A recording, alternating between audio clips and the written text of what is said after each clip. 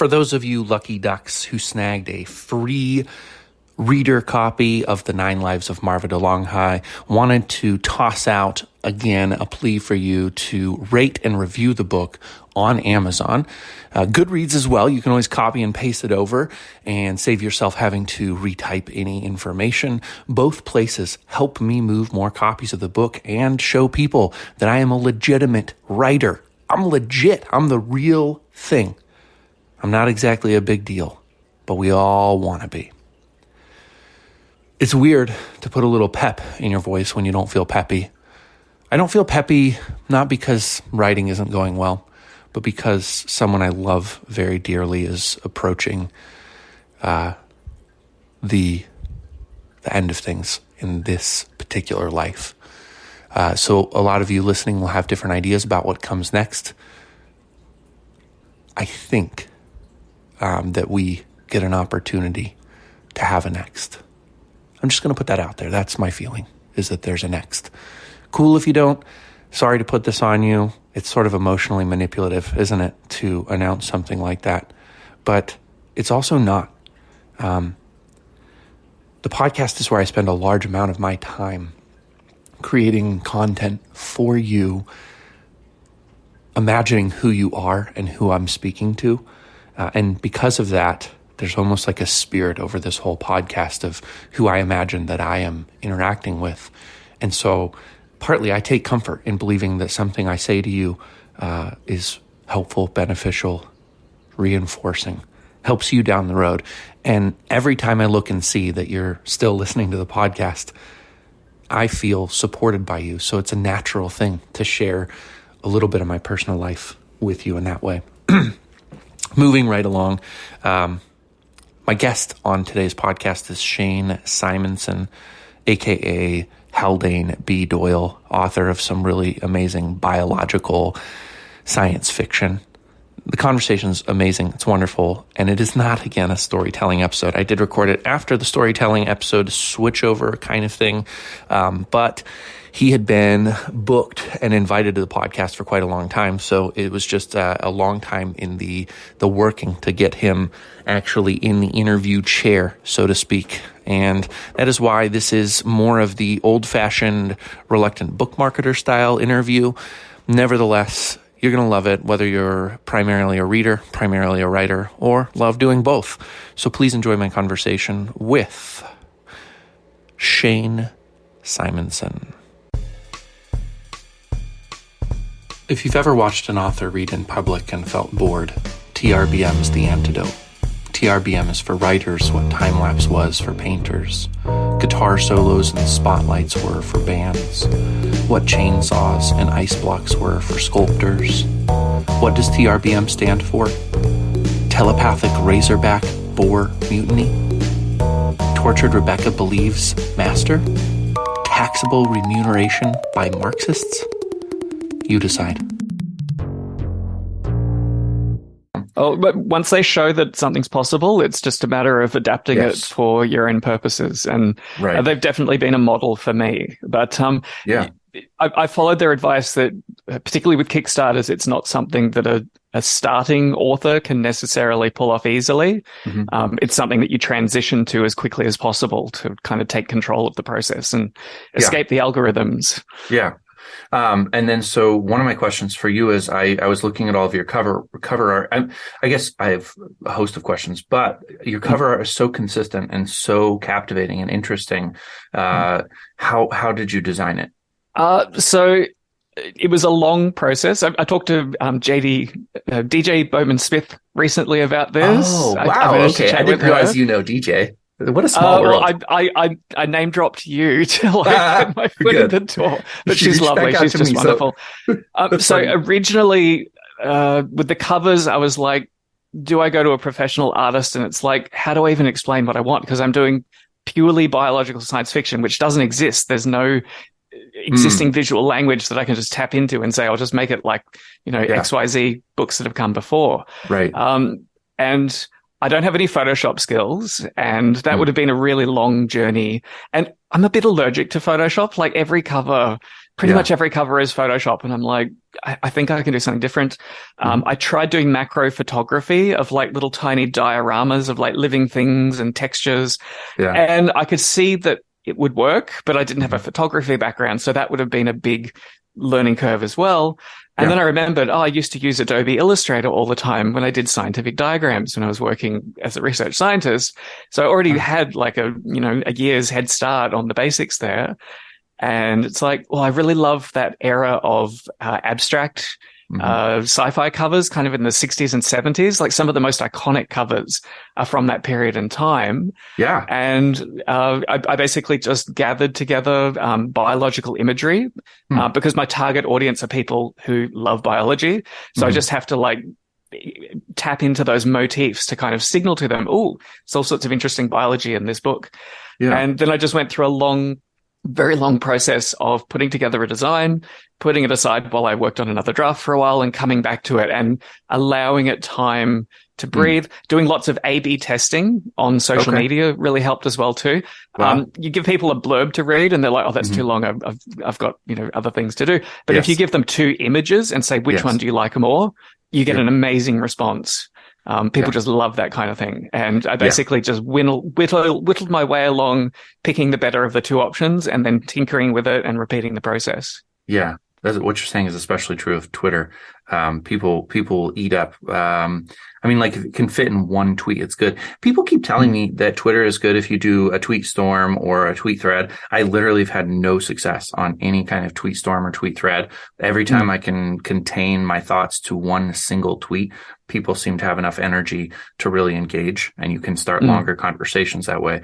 I started doing a version of A/B testing recently for taglines for my book, and people have been absurdly helpful. Like you can pick out quickly what is working and what's not working by how engaged people are. And they have no issue expressing their opinions very forcefully. It's nice. Yes. Yep. So you have your covers designed. Is there a book that's actually written corresponding to each one of those covers, or do you know that those books are going to be written? So they're all written. No. They're drafted and they're in the end stages of editing at the moment.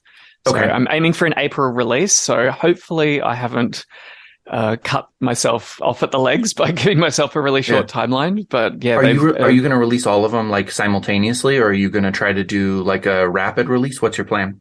I'm aiming for rapid release. I'm thinking 2 weeks apart because they're about 40,000 words. So they're long novella, short novel, kind of in that no man's land of length that nobody quite knows what to call it. But it's just the natural story form that just works for me. Like I get to 40,000 words and I'm like, oh, that's exactly what I wanted to say. Yeah. Because Amazon seems to promote new releases for the first 2 weeks, I'm hoping to kind of chain that through the 4 of them. Yes. Every little bit that you can do to like bow down to the algorithm seems to help. Yeah, it does. And I think you're going to do better than some people do because of the clear amount of energy you've put into cover design. I have to imagine that translates into your editing process. You're not self-editing, I'm assuming. I guess I shouldn't make assumptions. So I have had, this is one thing. So I'm on a very limited budget. I'm retired very early. Which means I have a huge amount of time, but very limited amount of funds. I like to joke that we're upper lower class, that we like have no money, but we don't really need any more. Living on a farm kind of helps with that. But, so the plan is to at least get proofreading done on book 1. Yeah. And based on how much they find, I can have a better sense of how delusional I'm being about whether I can self-edit. Because some people seem to be able to. And I'm quite prepared to go over it again and again and again. But there's diminishing returns on doing that yourself. I fully understand that you eventually don't see the mistakes. But of the many beta readers that I've sent them out to, a lot of people have commented that is this a draft? It's like unusually clean. That's good. Yeah. And when I say self-edit, that means I think you would be shocked how many books right now are on Amazon that have had no beta readers that somebody wrote and did a proofread on and didn't spend the time. So one of the main things on editing, and I almost sometimes I either want to just link to other writing podcasts that discuss the process more, because I have never really been interested in discussing it. But sometimes I get an itch to jump on and be like, hey, folks, when we talk about editing, we're not necessarily talking about proofreading. It's a separate, different thing that happens aside from editing. And there's so many people who think that all you do when you edit is make sure there's no spelling errors, no major grammatical issues. And I'm like, Absolutely. no, editing is cutting out the fluff and making sure that you don't have any third arm problems where, you're like 1 second somebody's hand is over here and then their hand is here and now their hand is here and you're playing a game of Twister with nine different arms. So I love working with critique partners. I've read so many like full length novels with people that I've shared the process with, and I love it so much. It's funny. I've found it's really hard for me to read published, like finished books because I keep wanting to stop and like cross things out and like move things around. Like I love that engaged process. Wow. It's like a cat. Like once the mouse is dead, it loses all interest in like batting it around. That's like me with writing. I love the process and the finished product. Once it's done, I'm like, it's dead. I don't want to look at it anymore. One thing I've tapped into, I'm waiting for feedback on this. There's a local reading group that is currently reading my first novella. I printed them all up nicely and formatted them and sent them over and said, scribble all over them, point out everything that you notice. So that's one way of doing like a larger scale kind of beta read all in one go that I don't think many people realize. Like there's novel reading groups all over the place out there. And it's something a bit unusual to have a local author to give feedback to. Yeah. I have always been somebody who has had a hard time with the novel reading groups because I'm almost the opposite of you, where there's something about my type A personality that I want to be able to track my reading stats. And so I really like things like Goodreads, where I can say, I've started this book, I've finished this book, this is my review of the book. And when somebody offers me a book that's not published that I can't track, I'm like, well, then, how will I be able to, check it off the list? It's done. So that's kind of led me down the road of paying for all of my edits and being more oriented towards trying to pay. There's some interesting things I think that happen. I really enjoy your clear generosity, like something in you, either it's who you are as a human being or something in your life journey has kind of molded you that way. But from our very earliest interactions, when I didn't know you were you, you've always been really generous. And that when somebody is that way, you're waiting for them to have an ulterior motive. You're waiting for them to be like, by the way, and it just has never happened with you. And now you're talking about the writing groups and enjoying kind of that like shaping of the product. And I see in you something very generous. I guess let me ask the question that I'm assuming, are you a generous person or is it something life has taught you? That's a really interesting question to throw at someone. Let me think. I'm trying to think. I tend to be generous both in support and criticism, I think would be a way to put it. And depending on who you are and what moment you catch me in, you could probably have a very different impression on me about whether I'm a kind person in my generosity or not. But I mean, that's kind of the job of a writer too. It's not all sunshine and roses. You have to be able to wade through the muck in life too. Yeah. You and this is an industry where people will ask for favors all the time. So you become, I think the longer you're in it, the longer you do start to build this sort of sense of like, when is somebody going to ask me for something? Well, a good example of the kind of give and take that I've started to I've heard people talk about and I've picked up on. I managed to get a short story, the first short story I put into a competition, into an anthology. It's the John Michael Greer, The Flesh of Your Future Clings Between My Teeth. It's a cli-fi parody anthology. It's like the craziest like subgenre that you can imagine. So when I got a place and started corresponding with the editor who was putting it together, I offered to have a go writing the blurb for the book. And editors are people who are run off their feet. Writing blurbs is a horrible thing that most people hate. I kind of love it. I love the challenge of it. Wow. Like I've done them for a few writer friends who are like, I come up with titles for people as well. I love doing that too. Wow. I often wonder if I should have been in advertising, Because I thought about it when I was young, but I'm like, oh, it's too evil. I was like too ethical. And I'm like, no, I should have just been evil. Get it over and done with. But anyway, so I wrote the blurb for them. I even came up with a few ideas for cover art that they didn't run with, but like it was still a fun process. And in return, when I was putting my website together and I'm like, what can I put up as like a reader magnet? It's like just a little thing for people signing up to the email list. And I'm like, maybe I can use that short story because otherwise they have to pay for the whole anthology. So I contacted the editor and said, do you mind if I do that? I know it's not technically within the contract yet. And they're like, sure, just make sure you put a link in to where they can buy the full anthology. So we both get something out of that interchange. Yeah, that's great. Yeah, I was going to say, so, and I am in the process of, I haven't talked much about this. In fact, I maybe have only hinted at it on the podcast so far, but I'm signed up with a program called Ammo. I don't remember the full thing, and that makes it sound so like violent. It's not at all that way, but the guy who designed it was an author for Amazon. And at one point, Amazon decided they weren't going to give him some of his royalties because there was some sort of dispute. And that upset him, obviously. So he started looking into self-fulfilling author copies of his books.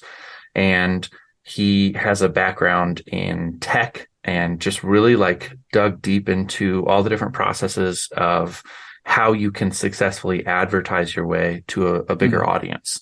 And so it's Ammo Foundations, I think it's called. Lars Emmerich is his author name. It's been really fun. It's funny because it's expensive. It's quite expensive. When you talk about being part of the program, it's a couple grand. And then all of the different things that you have to put together to get your book out there into the world. The reason I'm mentioning all this is you talked about that lead magnet.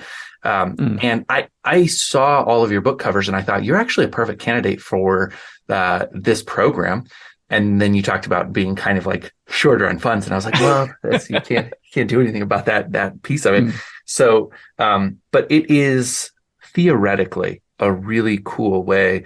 And I guess one thing I'm interested to hear from you too, I find that after a year of doing a podcast, a year of really digging into marketing, those are things that I love, but I miss being a writer and a reader. I was thinking back to a couple of Christmases ago. In fact, I was seeing a post on Facebook that I had up of me sitting in the armchair with my dog on my lap and a book. And I was like, I haven't done that in years. There's just too much going on. And I kind of miss it a little bit. And so I was like, if I could figure out how to do a little bit less than I'm doing right now so that I could get back those moments of just kind of quiet reading and enjoyment, that would be nice. Do you feel like you have that with what you're doing? Because it does seem like you trade money for time or time for money. Yes, absolutely. Absolutely. And yeah, I'm not trying to launch this project with zero budget, but I know you are, and I'm sorry if I implied that. No. I'll even state it like outright. It's $2,000 is like my whole budget, of which I've probably spent $500 on like Adobe licenses and website hosting, all that kind of stuff. I was lucky. I have a friend who just did a web design course who put my website together. Awesome. And she read all of my drafts, like including like full rewrites of novellas where I can't edit this to where I want it to be. I just have to start again. Amazingly generous friend. But yeah, that remaining money, I have to spend it strategically, because I think it's very easy to pour a huge amount of money in one particular channel, only for it to never have a chance of going anywhere. A good example of that, I wanted to ask you about this. So I think audiobooks are really like the hot thing at the moment. But I'm like, how can I get the maximum benefit from that in an advertising sense rather than a product sense? So the plan is I found a voice actor that I really love. She's agreed to record the first 5 chapters of book 1. Oh, nice. And I'm planning on releasing it on YouTube for free, because it ends on a cliffhanger that people who have enjoyed it up to that point would be like, well, I now got to go and buy the ebook to finish the story. Yes. So have you seen people use audiobooks that way? I've never seen it used that way before, and I think it's a really good idea. I will also tip you off to the Amazon, good grief, their audiobook Audible program. They have readers who will read your book for an exchange of sales, and they have to be part of that program. But my friend William Gray, I don't know if you listen to the podcast normally, he was one of my guests. He wrote The Man Behind the Door. I fell so hard in love with that book, and it never would have happened except for that he reached out to me and said, "Hey, I have an audio book I'd like to share with you if you're interested." And I was kind of like, yeah, the time crunched person who likes to track his stats, audiobook's a perfect fit for taking a flyer on somebody. And I listened to the book, and the reader actually is what, like, immediately I heard the reader and I was like, well, this is super high quality. What in the world? Yeah. So I'm listening, and it just grabbed me. And then the story sucked me in. It was such a good story. And so from there, yeah, I just have been a huge advocate for him. And you could look into doing that as well. You could supplement or, figure out a way to, if that reader that you really like would do something similar, you could share royalties. But yes, audio is the future. In fact, I think there's a possibility, as much as I hate to say this, that the majority of reading in the next couple of years is all going to be audio. Well, see, this is the thing, like only doing 5 chapters, the price is really low. My partner has a history as an audio engineer, so he can do the mastering. That makes life really, I'm just looking for leveraging all the things I've got on hand. And if I put that out and it takes off and people love it, I can reinvest the money that I'm like making through sales back into doing the full audiobook and turn it into a product. But it allows me to just put my toe in the water without, blowing my budget. Yeah. I think that that's a really great way to go. And I like the way that you're thinking. Obviously, it doesn't matter whether I like the way you're thinking or not, but I'm validating that the way you're thinking makes a lot of sense to me. And especially now, I used to be so focused on making a list, and I still want to. Like, that's a desire of mine because I do have an ego, and a fairly large ego, and I believe that my writing is great. And so I want sales to validate what I believe to be true as one version of validating that. But now more than ever, and starting with your recommendation that I check out the Sullivans, I start to see this as a stair-stepping game. When is the point when I can just break even on this book, take a breath, and figure out the next step forward? Do you know the analogy or the metaphor that I'm using? So have you ever built like a campfire, like a bonfire? So if you've only got like this huge log, you could actually get that to catch fire, but you'd have to like pour a huge amount of petrol on it to get that little spark to translate onto that scale. The proper way to do it is that little tiny spark goes onto a few tiny little fibers and then onto a few little twigs and then onto some bigger twigs. And you have to build that momentum to gradually get everything burning. And that's the way I'm looking at it. I've only got like a few twigs and a few sparks on hand. But if I take it step by step, I can get there. Yeah. Think about too, this is the crazy part about the bonfire is that that analogy either does account for or misses all of the different things that don't feel related. Your time on Twitter, my time on Twitter. I don't know exactly yet how you and I are going to in the future benefit each other. You've already benefited me greatly. Hopefully I get to repay the favor. This is such a great start. Yeah. And that way that we interact and build connections. But I never thought that Twitter was going to be A, one of my favorite places to be, but B, so important to my career. And it has been vital.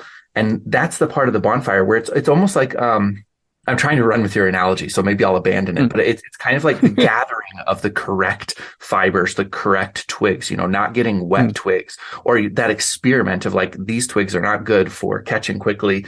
And that's what's happening. There's so much of what we're doing that we don't know is leading to the building of the bonfire, so that unfortunately we're so blind that one day we think we have nothing. And then we wake up the next day and our book has sold 5,000 copies overnight. I mean, that's the difference of what could happen and does for some people, and when you think about it, I love how your face just changed, because it's the same thing that happens in my heart too. You're kind of like, you can visualize that moment. You're like, please, I need it. Now there was one other odd thing that I'm thinking of doing, and you may, or maybe someone listening can tell me, I've looked and I can't find any guidance on this. So with the ebooks, I plan to release them at a relatively low price and to bump that price up in regular intervals. But I want to be explicit about that in the product description.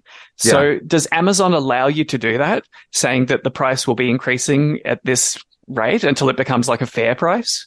Because I want to reward early adopters and I want to give people an incentive to buy this week rather than next week. Yeah. And the whole like, oh no, it's suddenly on sale, and all the advertising that has to go with that, and the panic that people are like, oh, I have to buy it now. It's a few dollars either way. Like people don't. Right. It's the time commitment for reading it, which I think is more significant for most potential buyers. Yeah. So yeah, do you know if you can actually outline what your pricing strategy is in your product description, or will Amazon ban that? That's a good question. I don't know the answer to that specific question because that's a different angle at it than I might have considered. But you probably could in your product description, and I don't think Amazon would ban it. It's a question of how noisy it is for the person who's kind of browsing your product. What I was really thinking, and what I think might work exceptionally well for you, since you have all of the books now, and talk to me about this too, because I'm literally spitballing at this moment. Since you have all of the books already written, you have the covers for all of the books, there may be a benefit in doing a bundling kind of a process. And you can buy the first book. I don't know what low price is for you, but you could buy the first book, say, for $3.99, or you could buy the entire series for $9.99. Is it 5 books? Am I remembering right, or 6? It's 4. It's 4. 4. Oh, okay. I guessed wrong twice. It was 5. It was 5 covers because one of the covers is for the bundle for the whole series. Perfect. Okay, there you go. All right. So I did kind of remember right. I just didn't put it all together in my brain correctly. So I do have another weird strategy for the bundling as well. Okay. Yeah. So the aim is, once I've got the ebooks out and I've got time to deal with the logistics for the first time, and if I'm getting enough interest, to bundle them together as a paperback, because 4 novellas, it'll end up being about 160,000 words. It's like a long novel, but it'll fit within a book. But I want to price the combined 4 paperback version lower than buying the 4 individual ebooks. And you don't normally see that. Normally the ebooks are cheaper than the paperback. The reason why I'm doing that is a physical book is itself a marketing device, because people tend to give them to their friends after they've read them. Whereas ebooks die on the device that they're downloaded onto if they don't start being pirated and sent everywhere for free. So as an early career author, that seems like a smart move, because it gets physical copies of my book spread out all over the world and passed from hand to hand. So I'm wondering what your thoughts are on that strategy.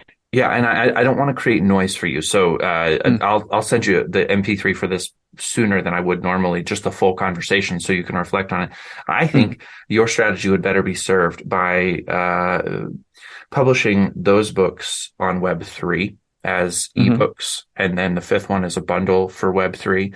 So there are 5 distinct products that are on the blockchain, and minting a rather small number of them so that you make sure they all get scooped up. Because the trick with Web3 is that if you don't sell your entire minted collection pretty quickly, then the secondary market takes over and you never move those final copies. So they lose value instead of having value. But I think there's a company that I've been talking to for quite a while, and I had Julia on my podcast, but it was right when we changed kind of themes. So her episode is still waiting for bonus episode release. It's called Readle, and they're at readle.co. So it's READL.co. You would be a perfect candidate for them. I have to think more, so we'll talk offline about the number of copies that you might want to mint. But if you did it correctly, that would be a wonderful spot to reach possibly a sympathetic audience as well. I don't know how hand in hand tech and biology are, but my sense is that there is a sympathetic connection there that might be not in the negative form of the word exploit, but you could exploit that connection. Yes, yeah. I wondered about that, if the kind of transhumanist circles in Silicon Valley could take an interest in this work, because I haven't seen anyone do purely biological science fiction before. Like all of the usual stuff we think of as science and technology is stripped away. what if you're just left with biology? That's I've looked and looked and looked, and I'm sure that there's some golden age stories out there that were, forgotten decades ago that some sci-fi nerd will be able to point me towards. But in recent history, I haven't seen it done. Yeah. Yeah. So my sense is I think that you might find something great in the Web3 area. Readel's a good spot to start. Julia would definitely love to know I sent you her way. They're working really hard to build their company right now. So I think that they're especially open for collaborative relationships. So I think that maybe answers some of the question of ways to mint a product that becomes, like you mentioned, the audiobook then just becomes a dead thing on somebody's device as soon as they buy it. I've always had a bit of an issue with that and with Amazon there. And then the next question is, can you move people away from Amazon by actually anchoring your prices a little bit higher? And would it be worth setting up a store on the side to direct people toward? That's another question we probably take offline to a certain degree. One of the things that I'm doing right now is setting up a Shopify store for my books where I can offer you the best possible price because I get to keep the rest of the royalties. Yes. Yeah. So that might be worth something to people, and that would enable you with that physical book as well to do some things that you might not otherwise be able to do cost wise. So yeah, it's definitely something I feel like you have to work towards. Often through this process of self-publishing and self-promotion, I've felt this pressure to make everything line up on the one day and be perfect. I know, and I've realized that's probably going to make me hate the process if I don't just flub it anyway. So I'm trying to be strategic about what I do invest my energy in for this project, because I have other projects planned in the future. I've got other novellas already outlined. I just have to draft and edit them. This is why I love novellas. I can draft it in a month. Yeah. It's just amazing. It's just completely, if I was doing full length novels, it just blows out of proportion. And they're books that are more obviously sci-fi, like a space adventure and an AI one, with my own dark kind of twist on things. So very on brand, but still a bit more accessible. Whereas this first project was a passion project. It's a story that's been rattling around in my head for years and years and years and just wouldn't leave me alone. I couldn't find it anywhere on the market, anything like it. So I'm I just guess I have to sit down and write it now. Yeah. But because it's such a weird non-existent subgenre, it may or may not take off. It's a bigger risk, but my goals with writing and getting out these particular books is to learn the ropes, to become a better writer and come out the end of the process wanting to do it all over again. Because I think a lot of people burn themselves out on their first attempt and they're like, oh, that was a nightmare. I never want to think about writing ever again. It's too horrible. Yeah, you're right. And I think that's been, I've experienced small elements of that along this process. Is every time I think I've cracked the code, you try something this is brand new, and it's bound to work and it doesn't work. And you try a new thing and it doesn't work. And every new thing that you try, eventually you're tired. And, I'd share with you that I just decided to publish the ebook of my novel, that has been in the works for 8 years now. And I sent it out to my Substack subscribers, which is a fairly small but also fairly loyal group of people. And so I kind of was thinking I will probably get 100 takers to pick up a free copy of the ebook, and be happy to read it and review it in time. And as of the time that we hopped on this call, I'd moved 8 of them. Oh. So every time you think something is bound to work, and I know that the cover art is beautiful, so I'm not concerned about that. It could be some issue with the synopsis or something, but it's a great novel. I am so, like I said, I'm so confident, and it's okay. We're trying a lot of things. We are putting a lot of energy into a lot of different avenues, and few of them work like a magic bullet. It seems to be enough. And particularly with marketing in this day and age, it's a moving target. Yeah. So you can have amazing success with TikTok one year and do exactly the same thing a year or two later, and the ecosystem's moved on. Yes. I don't think there's there's no recipe for success. You have to be constantly trying different things. Yeah, I've noticed, which is fun. It's exciting. It's like you get to play around with it. Love the positivity. You're catching me at an ultimate nadir of just frustration, I guess. Like it's not fun anymore. It's an attitude I picked up from my experimental farming, oddly enough. Yeah. So like I would plant, 50 different kinds of heirloom tomatoes and then refuse to water them, refuse to put any fertilizer on them. A little bit of my own home grade fertilizer, no pest control, and just basically watch to see what happens. And if your only aim is to maximize the amount of tomatoes you get, it's a terrible, terrible strategy.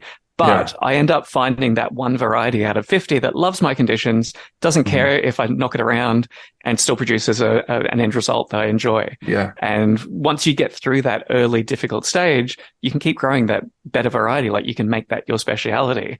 But if you don't go through that early painful stage, you never have an opportunity to find out where the strength really lies. And my wife she loves growing plants. So we have, our house is just full of houseplants.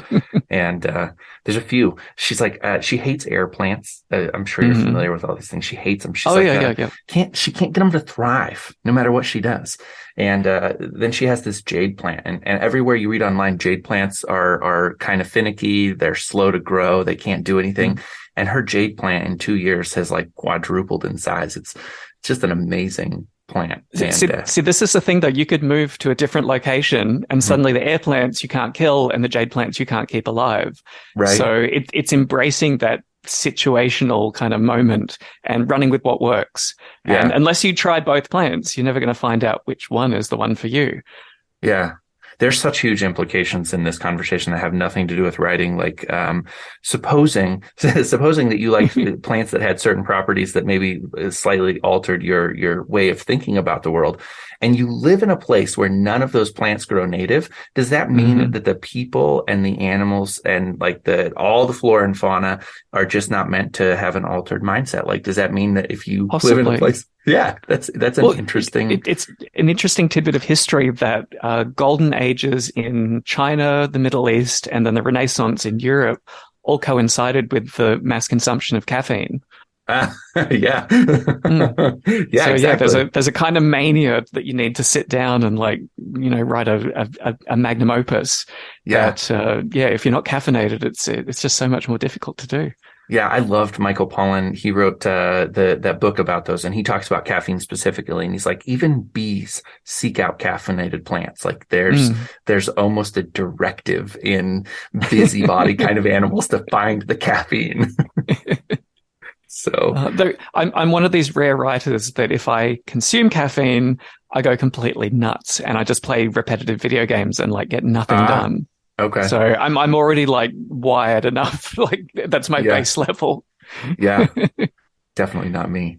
I'm a morning person. I enjoy so much the earliest part of the morning, and it feels like it's literally all downhill from 5:30 a.m. until the end of the day. I'm super sharp and creative and engaged.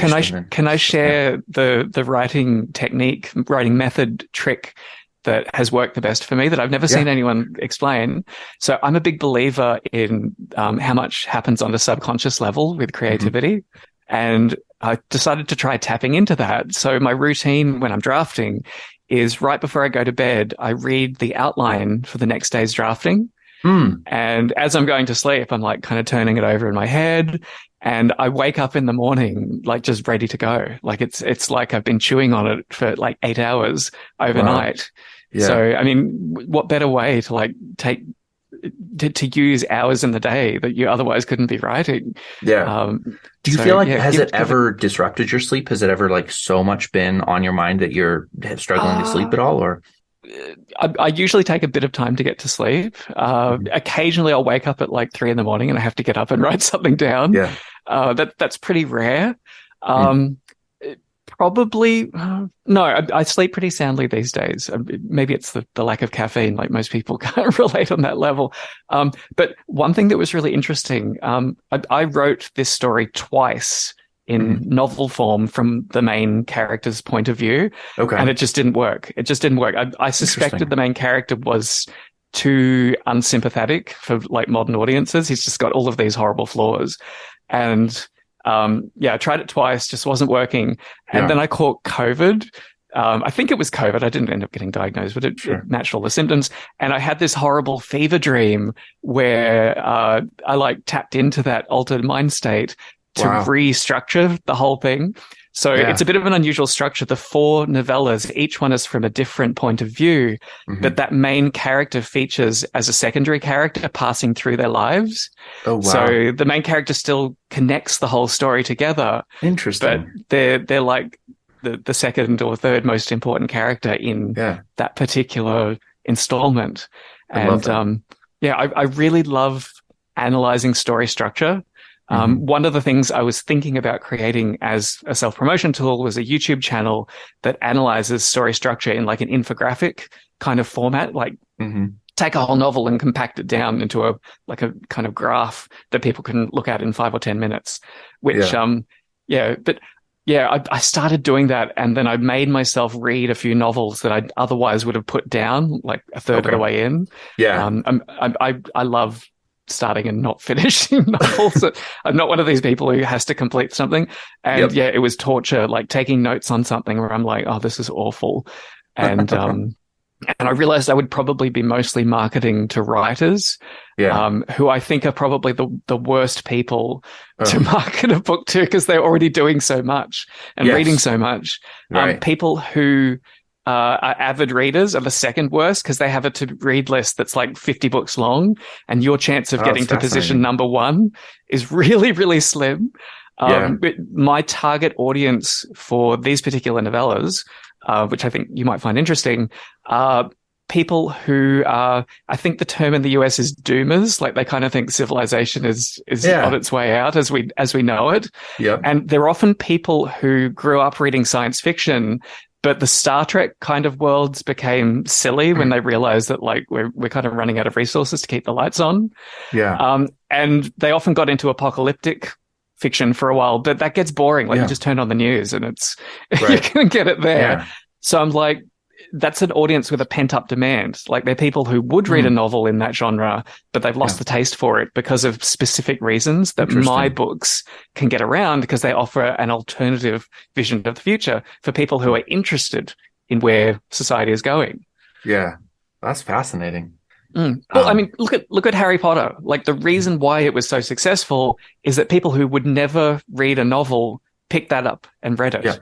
And that made it like orders of magnitude greater potential audience than a book that's marketed specifically at readers, at people who habitually read. Not that I expect it's going to be a Harry Potter. I'm fully I'm not hearing sure you. I want it.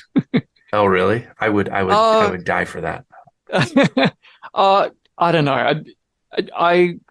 Success comes with a price attached to it. I mean, look at Rowling's life. Like she has a pretty strange existence at the moment. Yeah, I would love to know. I can't speak informedly about her opinions or how just or unjust her portrayal is, but my sense is that it came so fast at her that she tried to respond. Because I remember that at one point she said Albus Dumbledore was gay, but there was no evidence necessarily in the books that he was gay. And there was a lot of different things she tried to do. And I think her original intent was to appeal to everybody. She loved the mass appeal she'd gotten, and she wanted not to alienate any of her audience. And when you have an audience of 1 billion people, like, what do you do? And then at the moment when I think she maybe got a little bit fatigued from it all, she starts to speak to something that maybe has been ruminating on her mind. And it's like, hey, I'm a woman and I want to feel sacred. By the way, I'm 100% just thinking aloud at the moment. She's like, I'm a woman and I feel like there's something sacred about being a woman. And she tried to voice that without really thinking through the implications. And the consequences were way bigger because of how big she was. So yes, there's huge consequences in being famous, but at the same time, she's sitting on $1 billion, and the reality that you'll never be able to take away that she's changed many millions of children's lives and many millions of adults' lives in a positive way. Harry Potter undeniably left a positive imprint on my life, on my son Silas's life, and many people that I've met. You can't take that away from her. So it's like, take the good and the bad. I'm going to take her existence. right now. I think I have to learn the long lost art of keeping my mouth shut. Because I mean, social media is designed. No, this kind of thing is fine because it's a conversation, but the short form social media is designed to blow up. Like it is built on reaction and controversy. And particularly because the themes in my book, it's like biology is like sex and reproduction, genetic engineering, and race, and it just all of this kind of stuff is there, and it's explored in kind of gray area kind of ways. Mm-hmm. So I fully expect to have people coming for my head at some point, and that's fun. I love engaging with those kind of things, and I think I have to learn to just not, like, the book speaks for itself. Yeah. And write another book rather than respond on social media. What you're saying, I think is both very true and really difficult. My former agent and I discussed in part 1 of the novel that I just released, there's a fairly graphic rape scene, and it's absolutely critical to the story. And rape is a reality. I would never base a whole book on it, but to have it be kind of a fulcrum for a story, I think is important. And I just know that people are going to call me names when they read it. There's going to be a portion of people who say that it's exploitative and awful and it shouldn't be in a book and all of the different things. And that will be a moment, if someone says it the right way, if they spin it the right way, it'll be really hard to be quiet.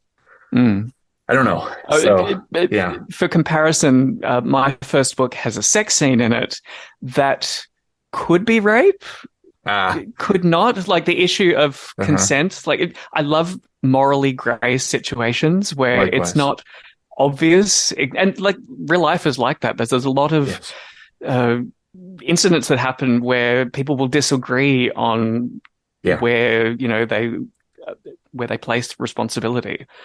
Yeah, how our memory works too. In a moment, maybe, and again, I mean, like, golly, we've really gotten into some hot topic issues here. But there's a moment where your memory is that you're consenting, and then there's a moment later where you look back and there's all kinds of regret, and you're like, I didn't consent to this. I think even memory can change things. I'm always going to side with the vulnerable in those cases, and that's, I think, a place that I'm pretty comfortable being. I'm looking at the time, and unfortunately, I have my children's wrestling meet coming up here, which I'm really sorry that I didn't do a better job of paying attention to my calendar, because I could probably talk to you for another hour and it would be profitable for both of us. But I'm going to cut us off for the time being. The most important thing is let people know where they can find you. You're not using a pen name to hide who you are. You're just doing it for cleanliness so that you can kind of keep Shane and Haldane separate. Okay, so where do you want people to find you when they want to get these novellas? Easiest place is through my website, haldanebdoyle.com, where you can sign up to my monthly email list. Each email will include a little illustrated tidbit of bizarre biology that you'll never see David Attenborough talk about, just to give you a reason to open the damn thing and stay subscribed. I'm very interested in finding ARC readers. So if you would like to read book 1 for free in return for an honest review, just let me know when you sign up for the email, and I will be forever in your debt. Awesome. That sounds good. Send me one for sure. I would love to. And I will make time for it, even though I won't be able to log it. Well, I'll definitely send you the audio version as well too when it comes together. Thank you for listening to TRBM. The theme music was provided by the ever-talented Christopher Talon. And hey, if you liked what you heard, share this show with other readers, because what's the point of telling stories if nobody's listening?